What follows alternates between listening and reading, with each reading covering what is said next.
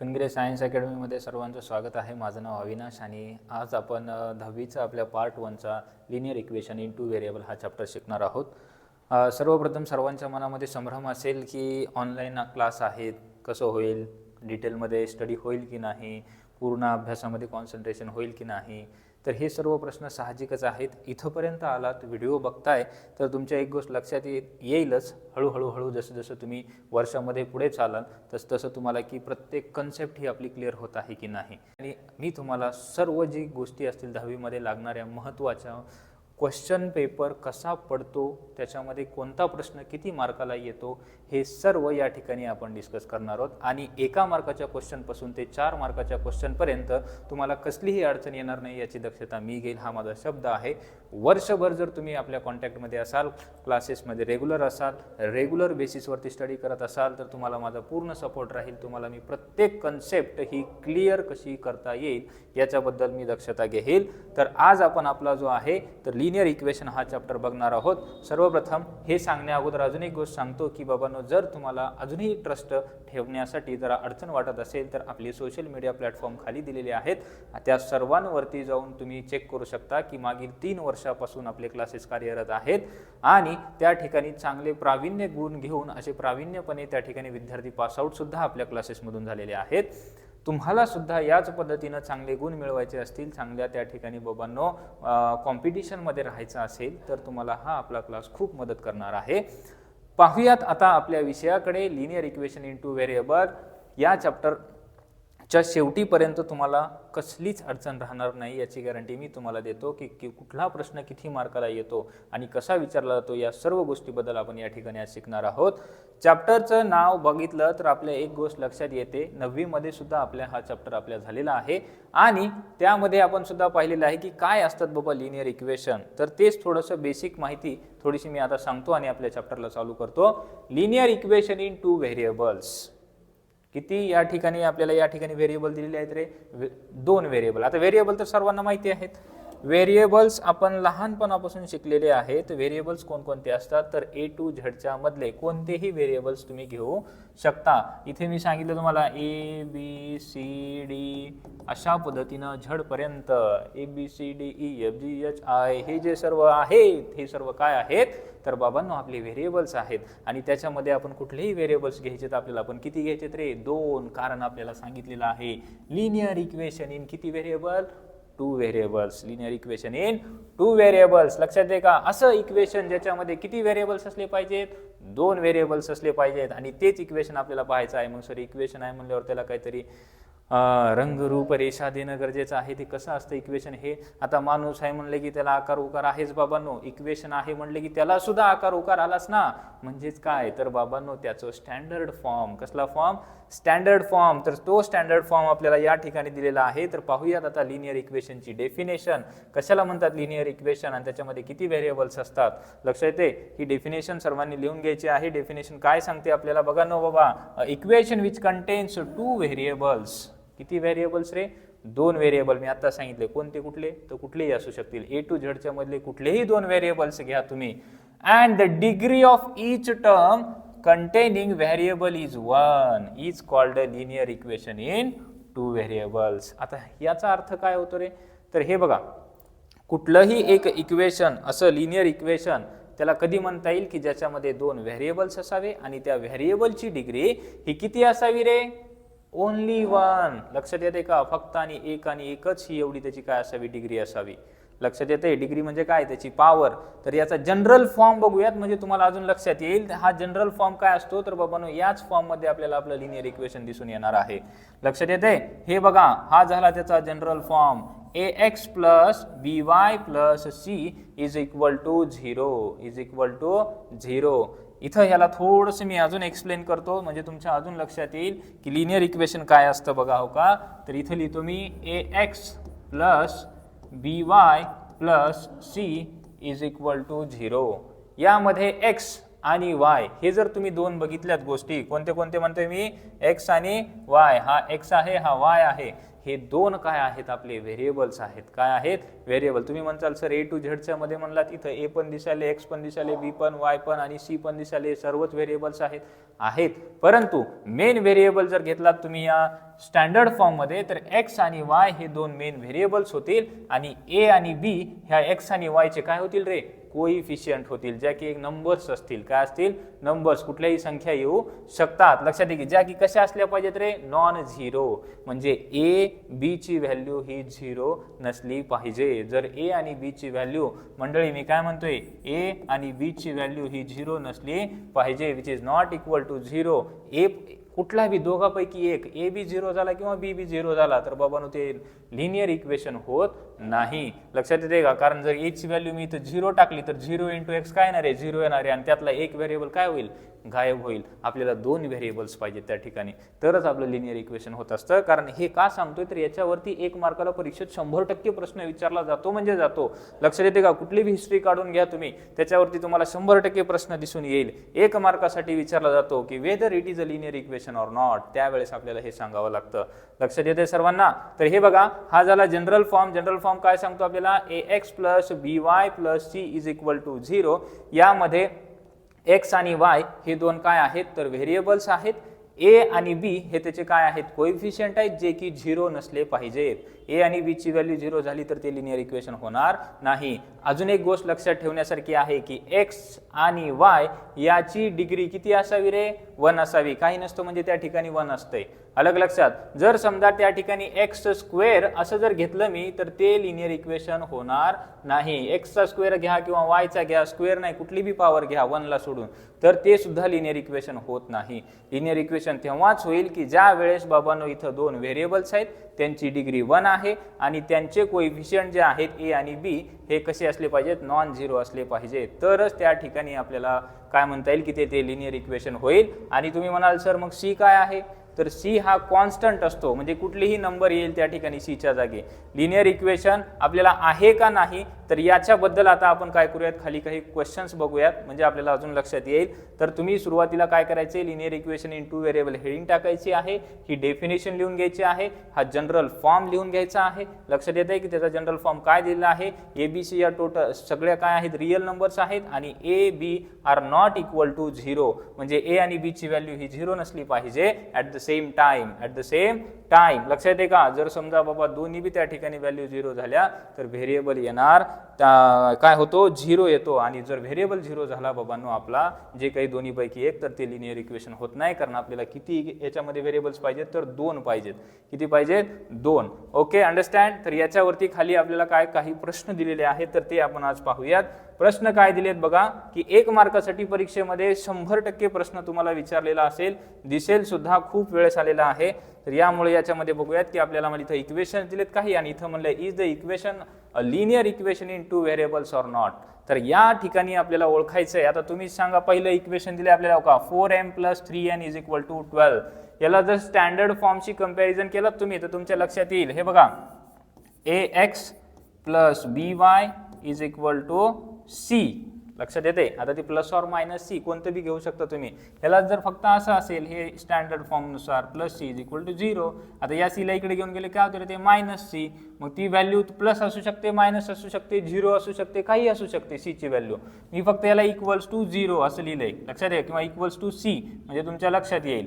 Okay, हा बघा standard फॉर्मची तुलना करून बघितलं तुम्ही, तर तुम्हाला याच्यामध्ये किती व्हेरिएबल दिसत आहेत ते सांगा मला. 2. कोणते कोणते रे, m आणि n.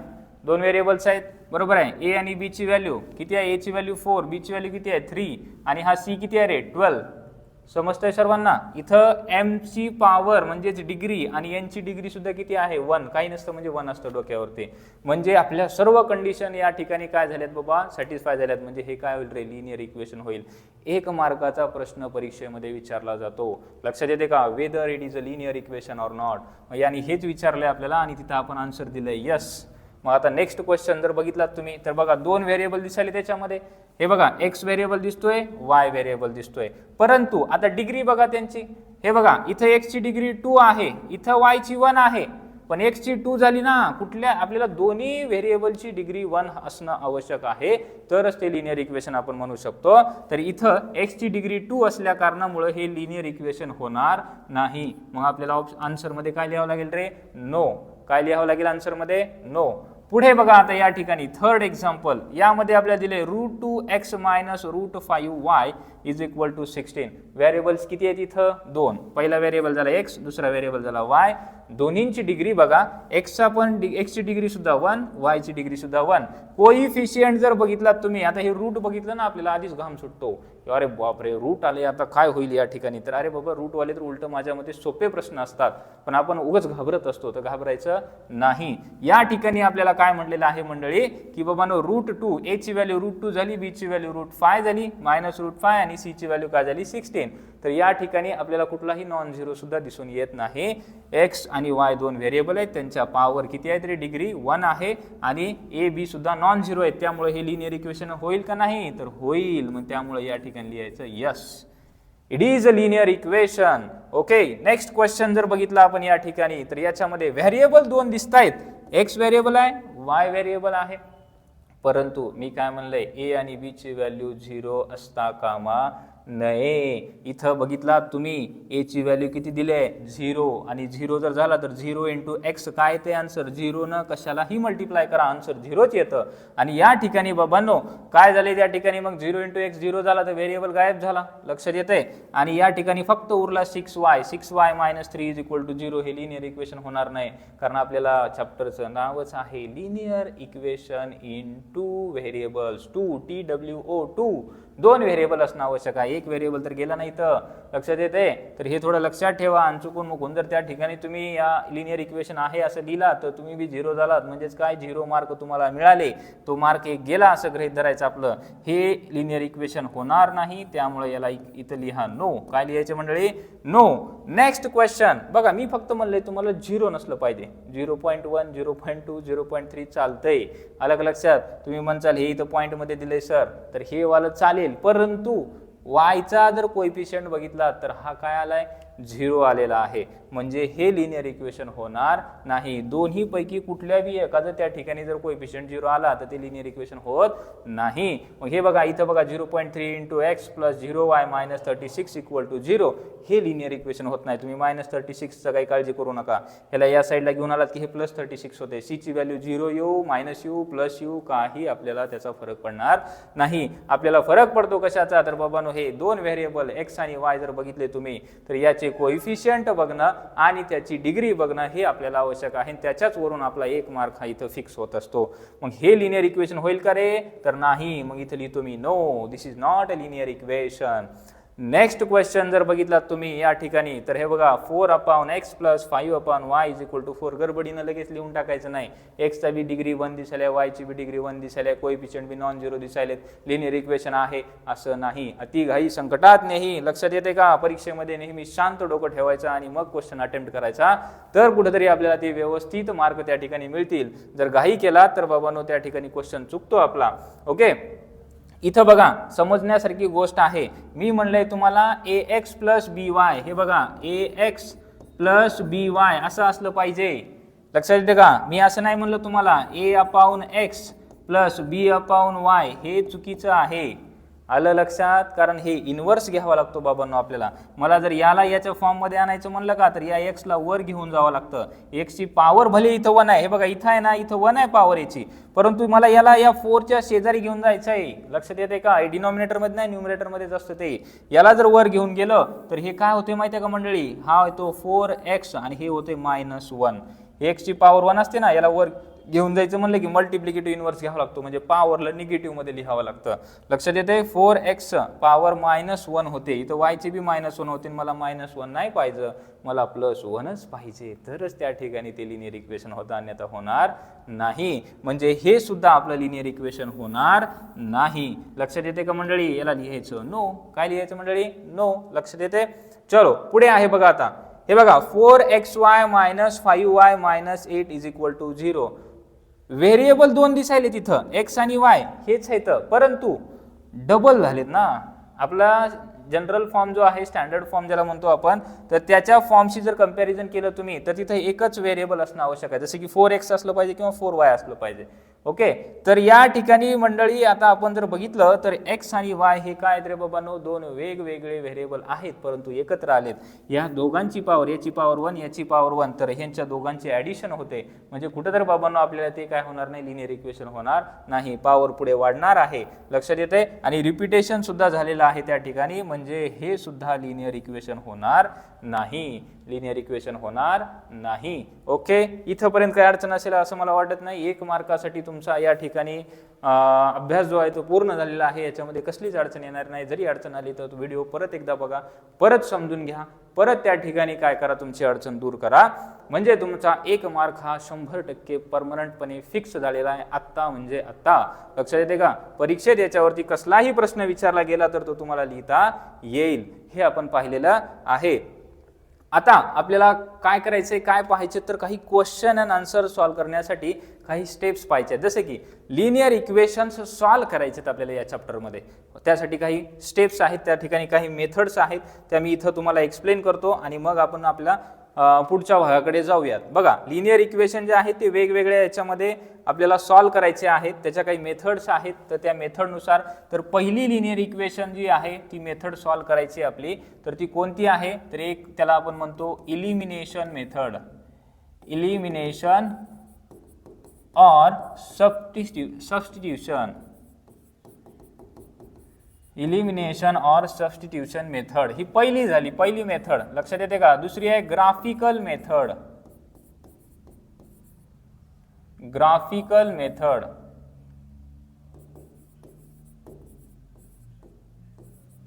तिसरी आहे डिटर्मिनंट मेथड,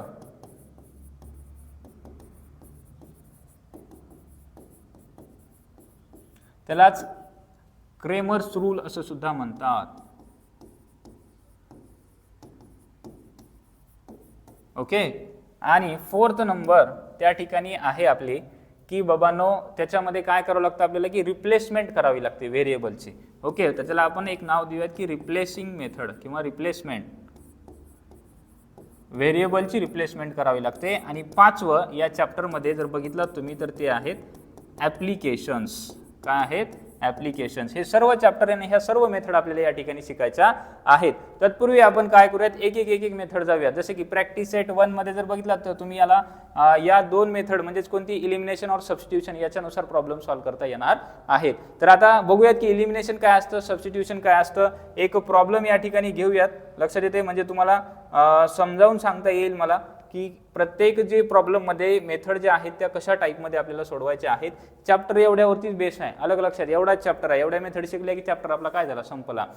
एवढं डिटेलमध्ये या ठिकाणी सांगतो की तुम्हाला कुठलीच अडचण येणार नाही. बघा, सायमल्टेनियस लिनियर इक्वेशन, जर परीक्षेमध्ये प्रश्न विचारला गेला की solve the following simultaneous equation, तर अशा वेळेस काय केलं जातं किंवा अशा वेळेस कसा प्रश्न दिला जातो. आपल्याला काही नाही मंडळी, 2 लिनियर इक्वेशन दिले जातात.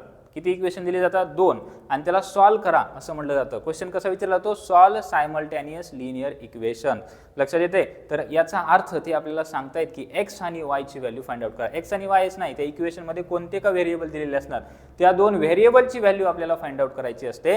एवढं सोपं आहे. जर तुम्ही 2 लिनियर इक्वेशन बघितले, इथे दिले आपल्याला एक सॉल्व्ड एक्झाम्पल आहे, ते मी एक्सप्लेन करून सांगतो. 5x - 3y = 8 आणि सेकंड आहे 3x + y = 2. असे 2 लिनियर इक्वेशन आपल्याला दिलेले आहेत. तर ह्यांना सोडवायचं कसं होतं, 2 मेथड आहेत या ठिकाणी. मी कोणती म्हणले आताच पहिल्यांदा की इलिमिनेशन मेथड और सबस्टिट्यूशन मेथड. या 2 या ठिकाणी आपल्याला दोन्हीपैकी कोणती लिहिता येते आपल्याला, असं काही नाही. अलग लक्षात, तुमच्या मनाने तुम्हाला दोन्हीपैकी ज्या मेथडनं द्यायचे त्या मेथडनं जाऊ शकता. तेवढं आपल्याला स्वातंत्र्य आहे. स्वतंत्र देशामध्ये राहतो आपण आणि त्यामुळे स्वतंत्रपणे विचार करून स्वतंत्रपणे लिहिण्यासाठी आपल्याला त्यांनी परमिशन दिलेली आहे. परंतु फक्त एवढ्याच प्रॉब्लेमसाठी, नाही तर कुठं बी त्या ठिकाणी इलिमिनेशन मेथड घुसवचाल तर ते बाबांनो चुकीचं आहे. ते म्हणते की बस बोंबलत मार्क देत नाही पुन्हा, मग पुन्हा अवघड होतंय. त्यामुळं कुठंतरी मंडळी आपल्याला काय करायचंय तर इलिमिनेशन मेथड किंवा सबस्टिट्यूशन मेथड दोन्हीपैकी एका मेथडनं जायचं आहे. तर तुम्ही कोणत्या बी मेथडनं जा म्हणले, मी दोन्ही सांगणार आहे तुम्हाला, काळजी करू नका. पहिला प्रश्न जर बघितला तुम्ही, 5x - 3y = 8 आणि 3x + y = 2, हे 2 या ठिकाणी आपल्याला काय दिले इक्वेशन. मग काय करायचं मंडळी, पहिले इक्वेशन दिले ना, लिहून घ्यायचं, त्याला इक्वेशन नंबर 1 द्यायचा. दुसरे इक्वेशन दिले 3x + y = 2, लिहून घ्यायचं, त्याला इक्वेशन नंबर द्यायचं 2. आलं लक्षात. आता हे इलिमिनेशन मेथडनं सांगतो पहिल्यांदा, पुन्हा सांगतो सबस्टिट्यूशन मेथडनं. मग इलिमिनेशन मेथडमध्ये आपल्याला करावं काय लागतं बघा, हे बघा एका खाली एक इक्वेशन लिहिले का, तर त्यामध्ये आपल्याला ॲडिशन सबट्रॅक्शन त्या इक्वेशनची करून एका व्हेरिएबलला इलिमिनेट करावं लागतं. म्हणजे काय करावं लागतं, कॅन्सल करावं लागतं, म्हणजे एका व्हेरिएबलची व्हॅल्यू मिळेल. आणि ती आलेली व्हॅल्यू ती या दोन्ही इक्वेशन पैकी एका इक्वेशन मध्ये टाकलात की तुम्हाला दुसऱ्या व्हेरिएबलची सुद्धा व्हॅल्यू मिळून जाते. खूप सोपा पार्ट आहे. व्यवस्थित डोकं शांत ठेवून माझ्या शब्दांकडे लक्ष द्या, म्हणजे तुम्हाला गणित लगेच समजून जाईल.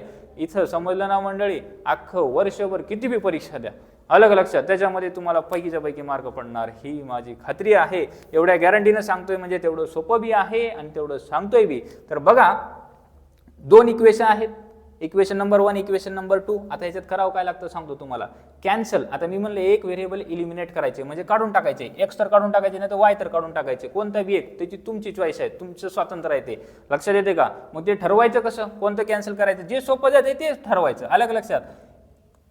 कॅन्सल करण्यासाठी आपल्याला करावं लागतं काय, तर बाबांनो त्या दोन जे एक्स आणि वाय हे दोन व्हेरिएबल आहेत ना, त्यांचे कोणाचे बी एकाचे कोएफिशियंट सेम करायचे, सारखे करायचे. आता ते सारखे कसे करायचे म्हणाव सर, इथं लय अवघड वाटायले म्हणाव. अवघड काहीच नाही, सारखं करणं सुद्धा सोपं आहे. बघाव का, इथं वायचा कोएफिशियंट किती आहे रे, 3, आणि इथं किती आहे रे, 1. हे झालं वायचं. याचं बघा तुम्ही, एक्सचा कोएफिशियंट किती आहे रे, 5, आणि या इथल्या खालच्या इक्वेशन मधल्या एक्सचा कोएफिशियंट किती आहे रे, 3. लक्षात येते, दोन वेगवेगळे कोएफिशियंट आहेत, आपल्याला सारखे करायचे. तर काय करावं लागेल, त्यांचा कॉमन मल्टिपल शोधावा लागेल.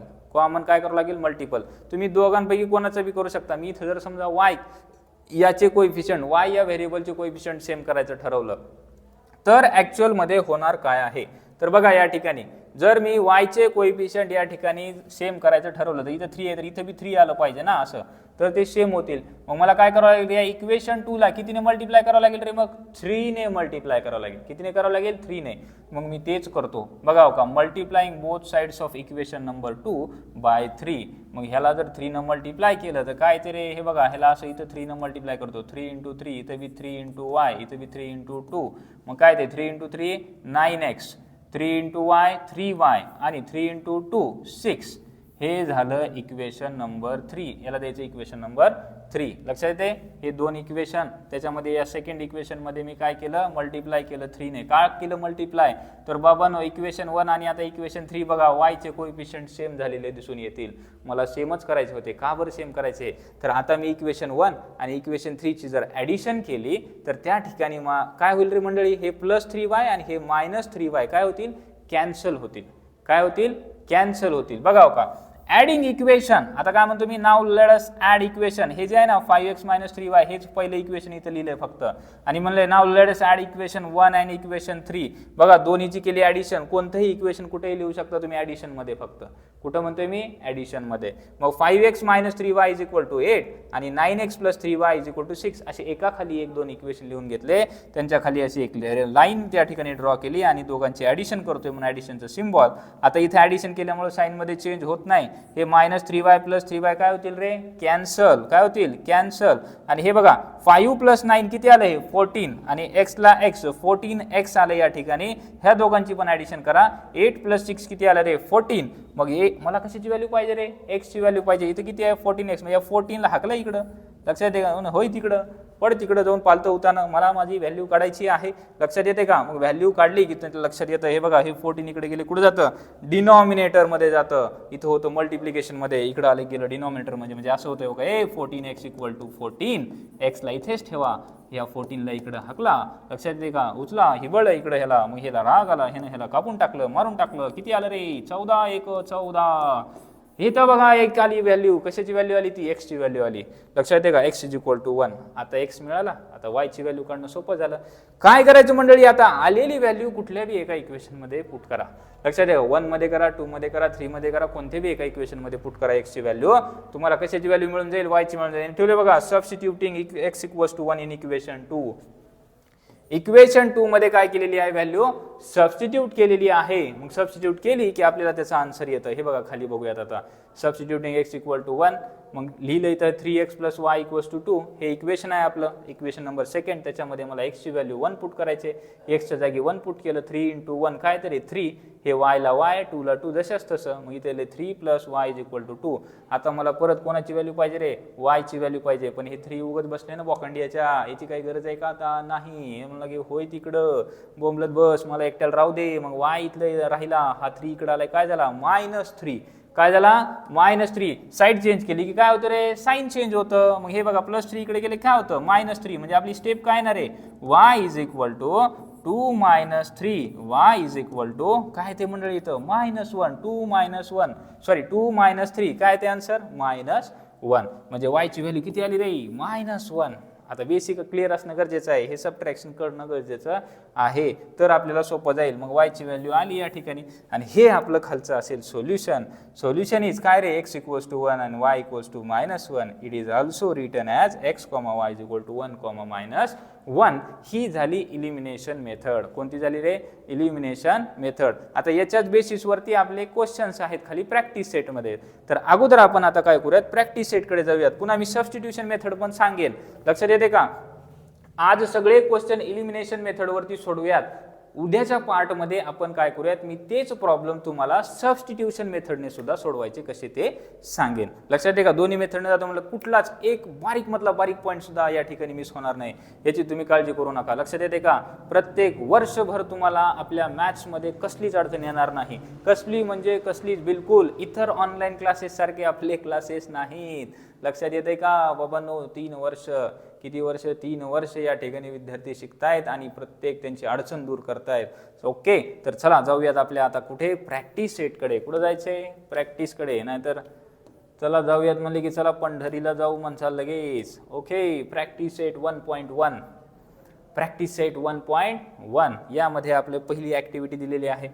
ती ऍक्टिव्हिटी, आणि ऍक्टिव्हिटी टाईपमध्येच क्वेश्चन पेपर यायला बरं आजकाल. लक्षात येते का? 10वीचे जे क्वेश्चन पेपर आहेत ते ऍक्टिव्हिटी टाईपमध्येच येत आहेत.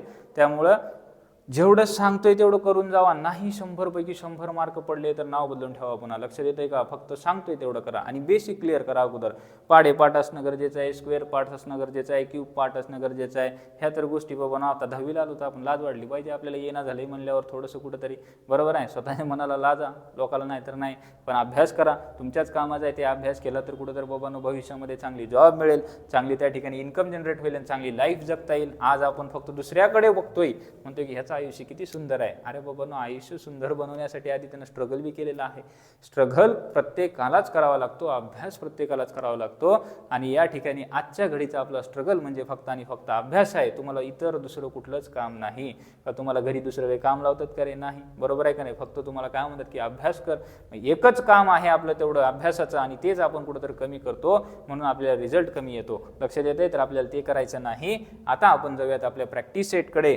ओके, तर प्रॅक्टिस सेट मधला फर्स्ट क्वेश्चन म्हणले, complete the following activity to solve the simultaneous equation. पहा, खूप सोपं आहे. 2 इक्वेशन दिलेत आपल्याला, 1 आणि 2 दिलेत का नाही? बरोबर आहे. आता सांगितल्याप्रमाणे इलिमिनेशन मेथड अप्लाय करायची आहे.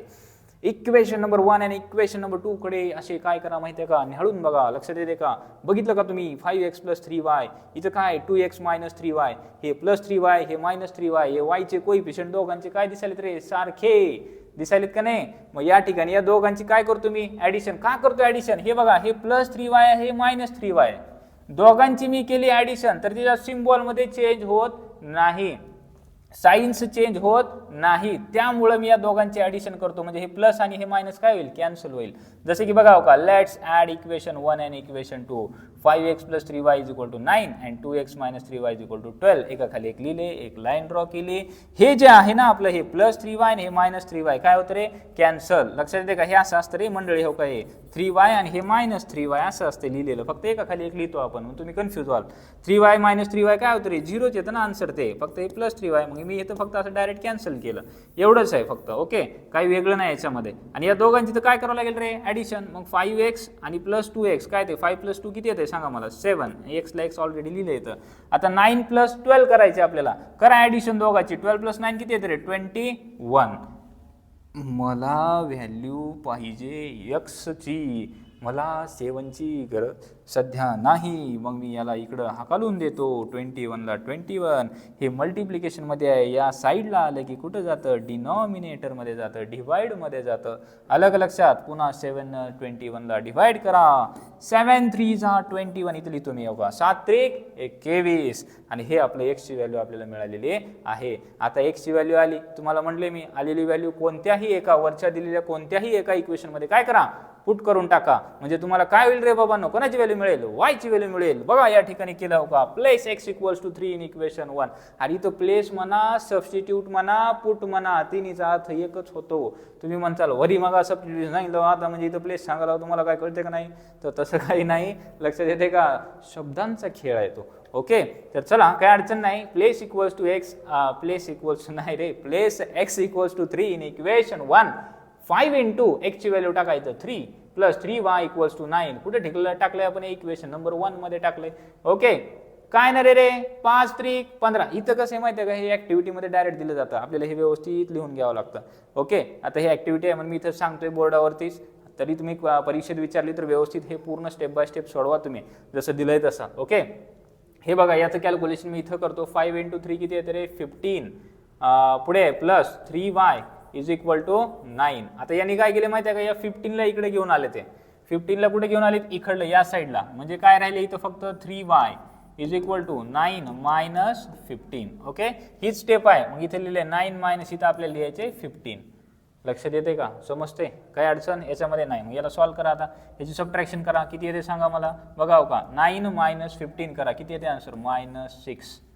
-6. हे समजत नसेल तर 15 मधून 9 मायनस करा आणि या ठिकाणी मायनस सिम्बॉल द्या आलेल्या आन्सरला. ओके, म्हणजे इथं काय नाही रे? -6. समजते मंडळी? मला y ची व्हॅल्यू पाहिजे. सोबत 3 जोडला. या 3ला काय करा? इकडे घेऊन या. हा डिवाइड मध्ये जाईल. हे -6ला -6 जसंच तसं. आणि हे बघा इथं कॅन्सल करा. 3 2 6 म्हणजे काय तरी हे -2. 3 2 6. इथं आलं -2. म्हणजेच आपल्याला हो का सोल्युशन मिळालेलं आहे. x ची व्हॅल्यू किती आली हो का? कधीही नेहमी लक्षात ठेवायचं x ची व्हॅल्यू सुरुवातीला लिहायची आणि y ची व्हॅल्यू कुठे लिहायची? नेक्स्ट सेकंड मध्ये लिहायची. अलग लक्षात जी आहे -2.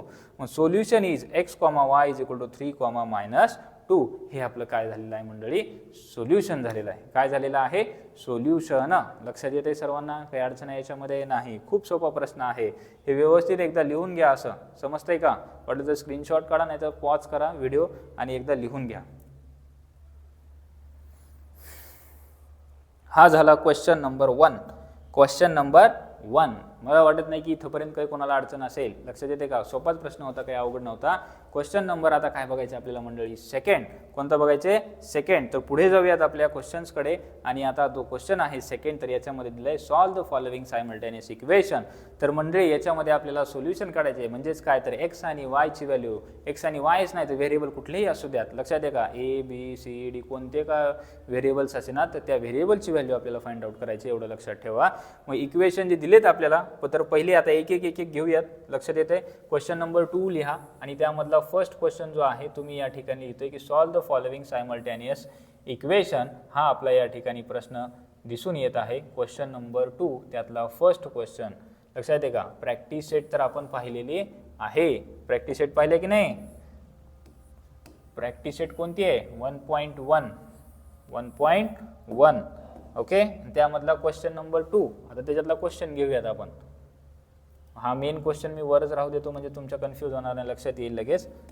आणि हा झाला क्वेश्चन नंबर 1. एक एक सोडवूयात आणि एक एक सोडवलं की लगेच आपण पुढच्या क्वेश्चनकडे जाऊयात. बघा पहिलाच क्वेश्चन आहे. दिलेले इक्वेशन लिहून घ्यायचे म्हणले मी तुम्हाला. 2 इक्वेशन आपल्याला दिलेत, आपल्या स्क्रीनवरती आहेत. ओके, इक्वेशन नंबर 1 काय दिले बघा आणि इक्वेशन नंबर 2 काय दिले बघा.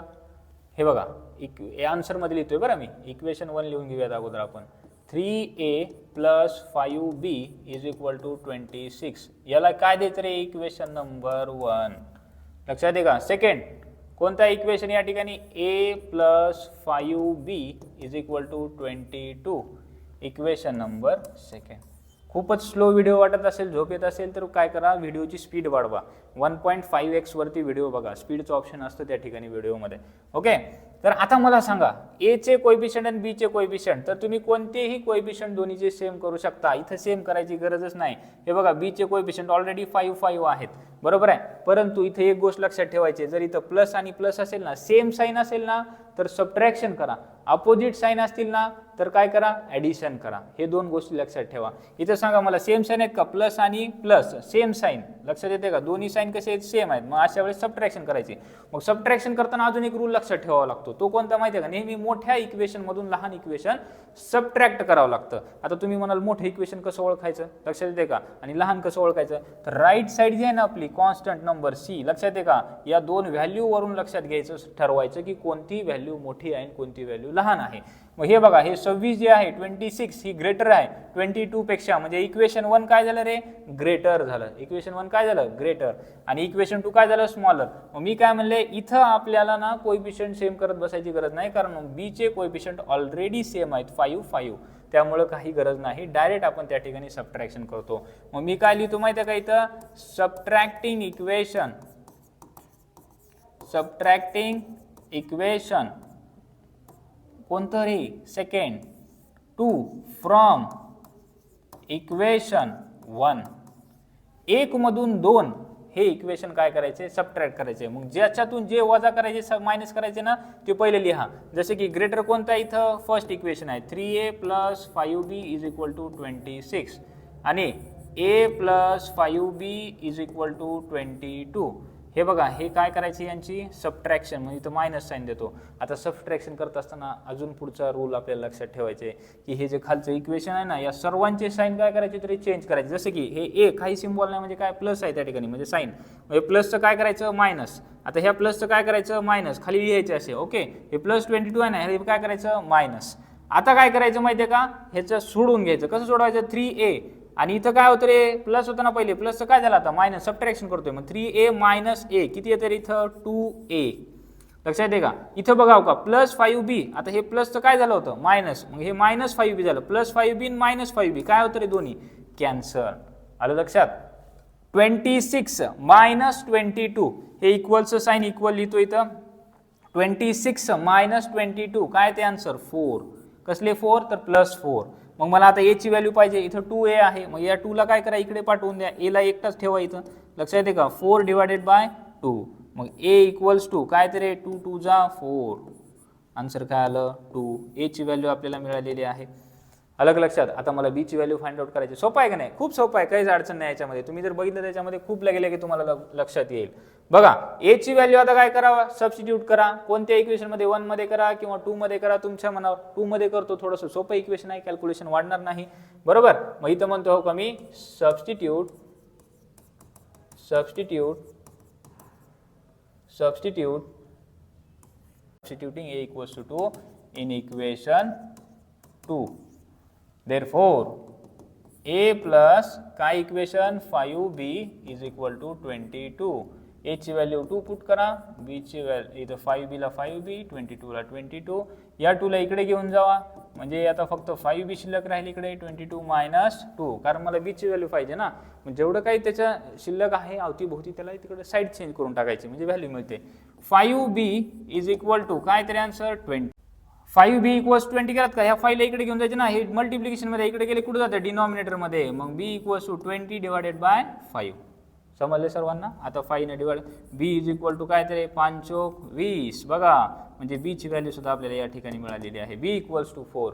b = 4. काय अडचण याच्यामध्ये नाही. Therefore, a, b = 2, 4 is the solution of given simultaneous equation. समजले मंडळी सर्वांना. एलिमिनेशन मेथडनुसार आपला हा पहिला फर्स्ट क्वेश्चन आपण या ठिकाणी सॉल्व्ह केलेला आहे. सर्वांनी हा लिहून घ्या. लक्षात आहे का, व्हिडिओ पॉज करा, स्क्रीनशॉट घ्या आणि काय करा, याला लिहून घ्या. लिहून घेणं खूप महत्त्वाचं आहे. सोबत राहा, प्रॅक्टिसमध्ये राहा. लक्षात येते का, ही एलिमिनेशन मेथड आहे. तर आपण यामध्ये याचा फर्स्ट क्वेश्चन पाहिलेला आहे. आता आपण जाऊयात सेकंड क्वेश्चनकडे. Okay, question number 2. बघा, सर्व सारखे आहेत, काय नाही, सोपे प्रश्न आहेत, एवढं काय अवघड आहे अशातला भाग नाही. जर तुम्ही हा क्वेश्चन नंबर 2 बघितलात याच्यामधला,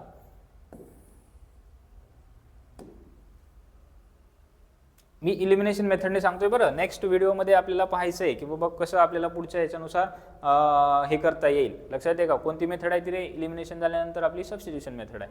ओके, तर हा झाला क्वेश्चन आपला. या क्वेश्चन मधलं पहिलं काम काय रे? सांगितले मी आता, दोन इक्वेशन दिली असतील, दोन इक्वेशनला काय करायचं, एका खाली एक लिहून घ्यायचं. लिहून घ्या बघा, काय ना रे, पहिले इक्वेशन x प्लस, हे आन्सर आहे x plus 7y is equal to 10. First equation number 1.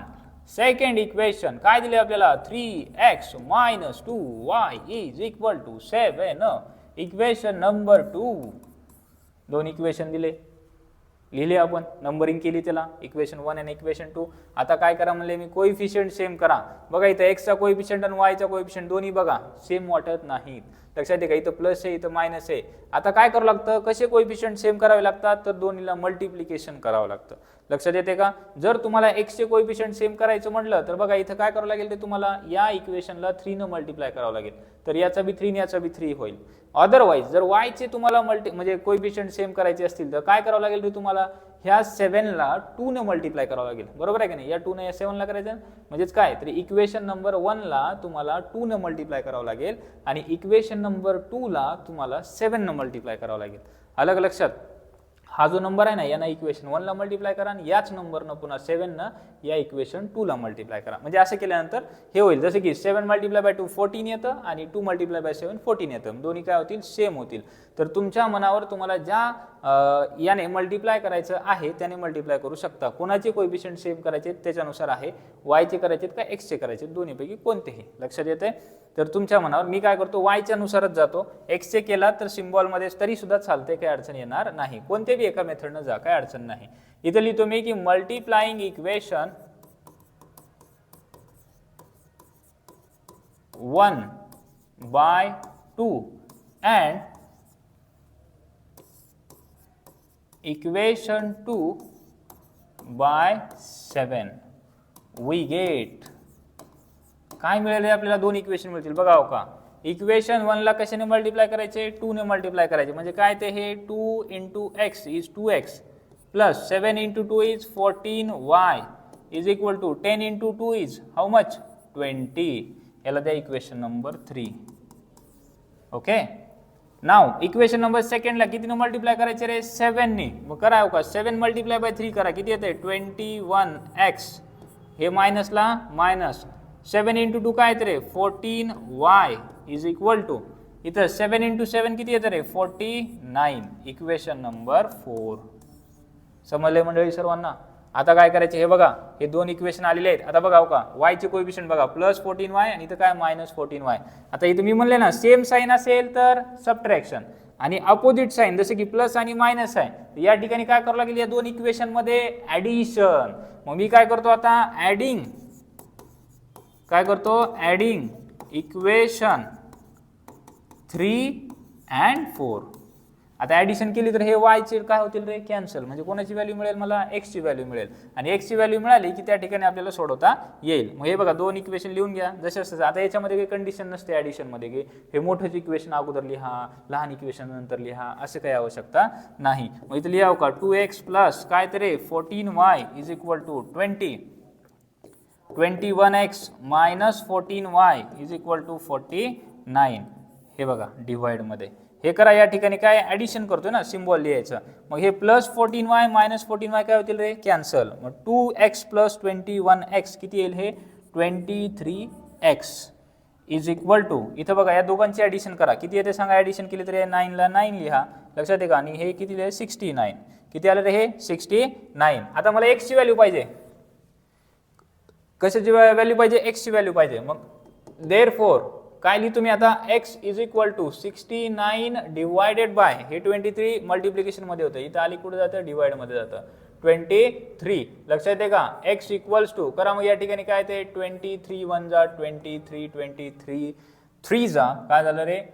69. म्हणजे x इक्वल्स टू किती आली व्हॅल्यू? 3. x ची व्हॅल्यू आपल्याला मिळालेली आहे. लक्षात आहे का? 23 त्रिक 69 आपल्याला व्हॅल्यू मिळाली आहे एक्सची. आता आलेली एक्सची व्हॅल्यू इक्वेशन 1 मध्ये ठेवा, 2 मध्ये ठेवा, और 3, 4 कुठल्याही एका इक्वेशन मध्ये ठेवा, तुम्हाला आन्सर येऊन जाईल. मी काय करतो, सोपं वाला इक्वेशन बघा, इक्वेशन 1 बघा, त्याच्यामध्ये ठेवून द्या. लक्षात आहे का? आता म्हणा या ठिकाणी की बाबा पुट म्हणा, प्लेस म्हणा, काही म्हणा. लक्षात आहे का? Put x equals to 3 in equation कोणतं रे? 1. देअरफॉर इक्वेशन 1 आहे आपल्याकडे, काय आहे? x plus 7y is equal to 10. x ची व्हॅल्यू आहे 3 plus 7y is equal to 10. हे बघा x ची व्हॅल्यू पुट केली मी फक्त इथं. मग आता 7y ला इथेच ठेवा, हे 10 ला 10, हे 3 इकडे गेले काय होते? +3 होतं. इकडे आले की -3.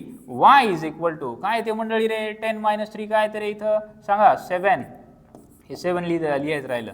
y is equal to 7. आता या 7 ला बी इकडे हकलून द्या, 7/7 होतं. y इक्वल्स टू आन्सर काय तरी 1. 7 1 7 पाडेपाठ केले असतील लहानपणी. लक्षात येते? y ची व्हॅल्यू सुद्धा मिळालेली आहे. मग सोल्युशन काय तरी सांगा. आता इथे व्हेरिएबल जे असतील ना तेच लिहायचे खाली. x, y is equal to x ची व्हॅल्यू किती आली होती आपली? 3, 1 is the solution of given simultaneous equation. Okay मंडळी, लिहून घ्या. समजते सर्वांना? खूप सोपा भाग आहे, अवघड काहीच नाही याच्यामध्ये. खूप म्हणजे खूप सोपा आहे. परत एकदा बघा, जर समजलं नसेल तर लगेच समजून जाईल. आणि या ऑनलाईन क्लासेसचे ना खूप फायदे आहेत. लक्षात आहे का? जसं की कमी वेळात जास्त अभ्यास होतो, आपल्याला परत त्याचे रिपिटेशन करता येतं, परत तोच भाग आपल्याला कितीही वेळेस बघता येतो, शिकता येतो. आता ऑफलाईनमध्ये जर गेलात तुम्ही तर त्या ठिकाणी गोंधळ खूप सारा असतो. लक्षात येते का? डिस्टर्बन्स खूप असतो. परत शिक्षकाला विचारावं नाही विचारावं याची भीती बी मनामध्ये असते. एखादी कन्सेप्ट नाही समजली तर ती कसं विचारावं, बाबा सर सांगतील का नाही, सर रागवतील का, अशी बी आपल्याला मनामध्ये भीती असते. तर इथं आपल्याला त्याची काही काळजी करायची गरज नाही. लक्षात येते का? सगळ्यांच्या अगोदर आपलं सिलेबस या ठिकाणी पूर्ण झालेला असेल आणि प्रत्येक गोष्ट आपल्याला परत शिकता येईल. या मार्चमध्ये शिकलेली गोष्ट पुढच्या मार्चपर्यंत आपल्याला शिकता येते. अलग लक्षात, कधीही त्या ठिकाणी कुठलाही चॅप्टर समजला नाही, लगेच उठायचं, लगेच त्या ठिकाणी बघायचा व्हिडिओ आणि लगेच तुम्हाला त्या ठिकाणी कन्सेप्ट क्लिअर झाल्याशिवाय राहणार नाही. समजले? तर ह्याचे काही बेनिफिट्स आहेत असे, तर ते इतरांनी जाऊ दे, आता प्रत्येकाच्या मनावरती आहे. तुम्ही या ठिकाणी इथंपर्यंत आलात म्हणजे कुठेतरी बाबा आता तुमचं चांगलं होणार आहे. लक्षात येते? चांगलं व्हायचं असेल तर ती वेळ घडून यावी लागते असं म्हणतात आपल्याकडे. तर हा क्वेश्चन सुद्धा आपण लिहिलेला आहे त्या ठिकाणी. सोबत लिहून घेत चला. सेपरेट नोटबुक करा आपल्या सब्जेक्टला, मॅथमॅटिक्सच्या. लक्षात येते? तर पुढे आता आपण हा सेकंड क्वेश्चन या ठिकाणी पाहिलेला आहे. जाऊयात आता थर्ड क्वेश्चनकडे. लक्षात येते? याला पॉज करून हे करून घ्या आणि पुढचा क्वेश्चन आपण काय करूयात आता बघूयात. Question number 3. क्वेश्चन नंबर 3 लक्षात आहे का? टोटल क्वेश्चन्स आहेत याच्यामध्ये 8 क्वेश्चन्स आहेत. किती क्वेश्चन्स आहेत रे? 8 क्वेश्चन्स. तर क्वेश्चन नंबर 3 कडे जाऊयात.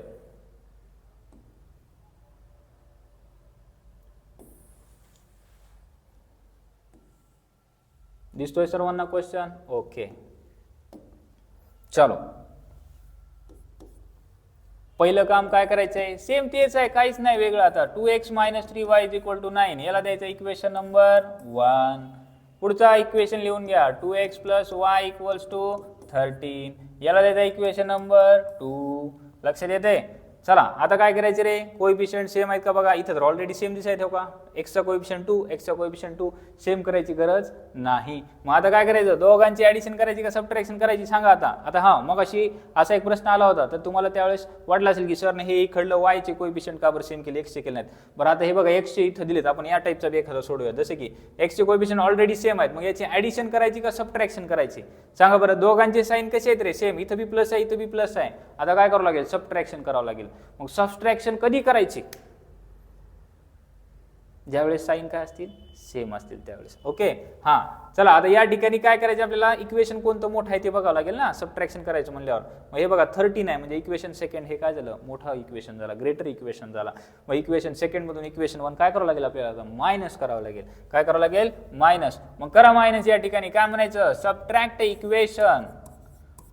हे उलट आहे बरं थोडं जरा. हे सबट्रॅक्ट इक्वेशन म्हणजे काय रे बाबांनो? कोणत्या मधून कोणतं? सबट्रॅक्ट इक्वेशन करायचे आपल्याला फर्स्ट वालं आधी लिहायचं हो का? फ्रॉम. फ्रॉम म्हणजे कोणामधून? कोणामधून करायचे? तर इक्वेशन सेकंड. लक्षात येते? हे बऱ्याच जणांना याच्यातच कन्फ्यूज होते, कोणतं लिहा होते. जे इक्वेशन सबट्रॅक्ट करायचे ते आधी लिहायचं, कोणत्यातून करायचे ते नंतर लिहायचं. अलग लक्षात? मग आता ज्याच्यातून करायची ना ते इक्वेशन इथं आधी लिहावं लागतं, मोठं इक्वेशन. 2x + y = 13. अर्धे निम्मे कोमात गेले असतील, कोमात जाऊ नका, व्यवस्थित समजून घ्या. जे इक्वेशन मोठं ते आधी लिहा, जे इक्वेशन लहान ते इक्वेशन काय करा नंतर लिहा. =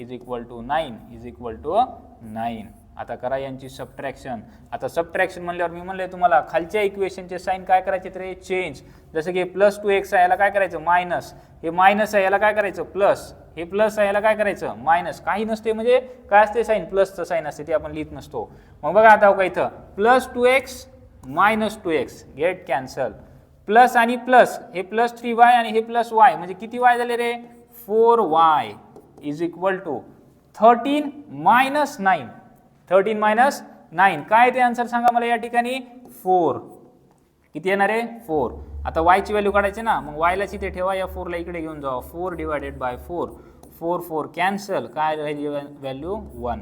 y ची व्हॅल्यू या ठिकाणी 1 आलेली आहे. y = 1 लक्षात येते. आता y ची व्हॅल्यू 1 आली, ती इक्वेशन मध्ये पुट करा का, इक्वेशन नंबर सेकंड मध्ये पुट करा, चालतंय, काय अडचण येणार नाही. लक्षात येते का. मग या ठिकाणी लिहा हो का की put y = 1 in equation second. तुम्हाला वाटलं इक्वेशन 1 मध्ये लिहायचे, तर 1 मध्ये सुद्धा तुम्ही त्या ठिकाणी y ची व्हॅल्यू पुट करू शकता. काय इक्वेशन सांगा मला 2x + y = 13. y ची व्हॅल्यू टाका यामध्ये इक्वेशन मध्ये.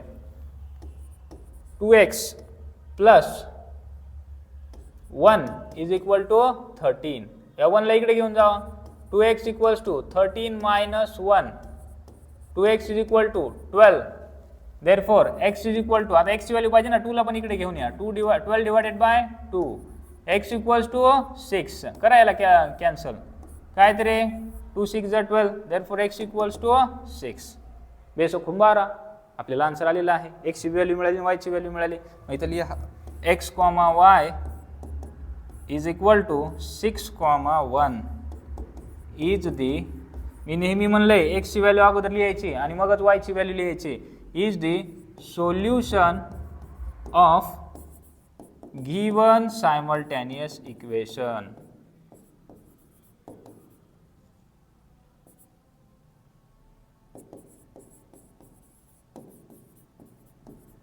ओके मंडळी, घ्या लिहून. चला, सर्वांना व्यवस्थित समजायला लागले. खूप सोपा भाग आहे, लक्षात येते का. व्यवस्थितपणे असं प्रत्येक लेक्चर हे मन लावून आणि लक्ष देऊन करा, तुम्हाला कसलीच अडचण या ठिकाणी दिसून येणार नाही. याला वाटलं तर काय करा, व्हिडिओला पॉज करा आणि हा क्वेश्चन आपला लिहून घ्या. तर आज आपल्याला इलिमिनेशन मेथड आपण पाहिलेली आहे. याच्यामध्ये अजून काही प्रॉब्लेम्स आहेत, लक्षात येते का. ते आता आपण काय करूयात नेक्स्ट पार्टमध्ये पाहूयात. लक्षात येते, ही मेथड इलिमिनेशन मेथडने बी सांगेन आणि उरलेली जी मेथड आहे आपली, कोणती मेथड होती आपली सबस्टिट्यूशन मेथड, तर त्या मेथडने सुद्धा ते प्रॉब्लेम तुम्हाला मी त्या ठिकाणी काय करेन सांगेन. लक्षात येते. तर चलो, आजचा आपण या ठिकाणी जो भाग आहे तो इथेच थांबूयात. भेटूयात नेक्स्ट लेक्चरमध्ये.